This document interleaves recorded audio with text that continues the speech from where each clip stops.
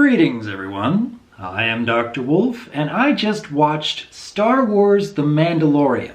It's a series that's available on Disney Plus, although only the first episode is available right now. But from the teaser trailers I was watching in the months leading up to this, I was intrigued. The set design looked quite intricate, and the idea of a smaller Star Wars story, that kind of appealed to me. I haven't had that much excitement over the previous Star Wars films that have come out over the past few years, so I thought that, well, maybe a TV series might be enough to get me interested again. Because, yeah, I grew up loving Star Wars. And having a series based off of a bounty hunter, again, interesting idea.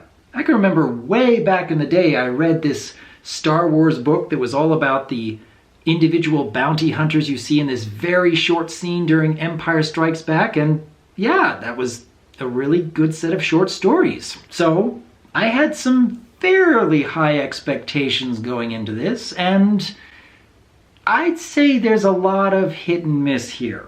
Like I mentioned before, the set design is fantastic. It's intriguing. They put a lot of work into this. The worlds that they're creating, these environments, yeah, it's more than enough to get me to want to see more. The characters, not quite enough to really grab me just yet. This main Mandalorian character, at times, well, that is something that's quite different from most everything else I've seen from Star Wars before. And some of what he does to go about his work, yeah, that's setting up a lot of potential. I mean, he was giving off little hints about his personality and motivations in that, well, he doesn't want to have anything to do with Imperial credits, or he doesn't want to have anything to do with droids. Yeah, it could set up story possibilities. And yet at other moments, they're putting in hints of a flashback, and yeah, I was getting the sense that, okay, I've definitely seen this kind of story many times before.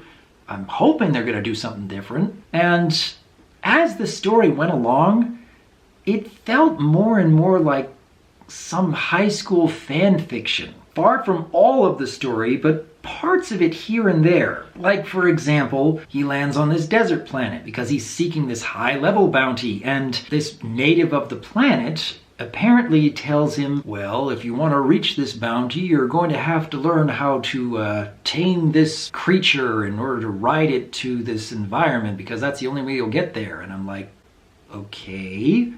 So they spend a few minutes watching this Mandalorian with this creature who he had tried to burn with fire only minutes before, trying to tame it in order to ride it. And all the while I'm thinking, this feels like it should belong in a different story.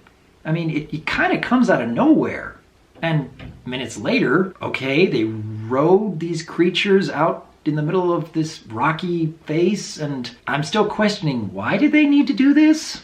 Why was this necessary? And yeah, there are several parts of the story where I kind of wish they slowed things down and explored these environments and these motivations a little bit more. And at the same time, I kind of wish they didn't give so much information all at once about this Mandalorian's backstory and his people and what he's trying to achieve. So again, it's kind of hit and miss.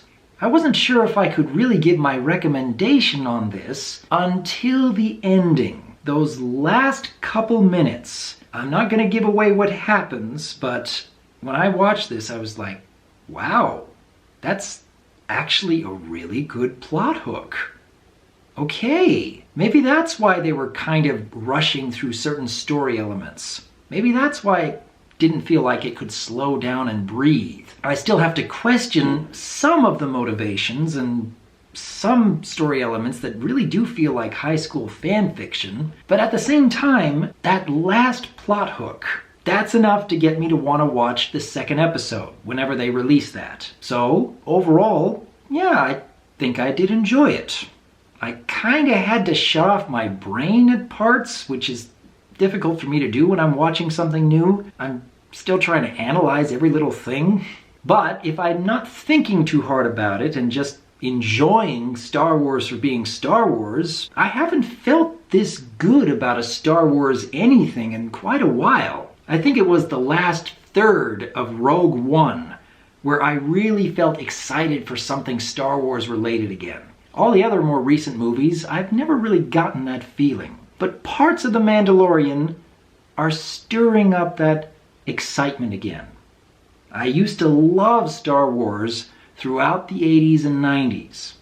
And I hope to really enjoy Star Wars again. We'll see what happens in the future of this series. But in the meantime, this is just first impressions. I've only seen one episode. That's hardly enough to really give a deep dive on whether this show is going to be worthwhile.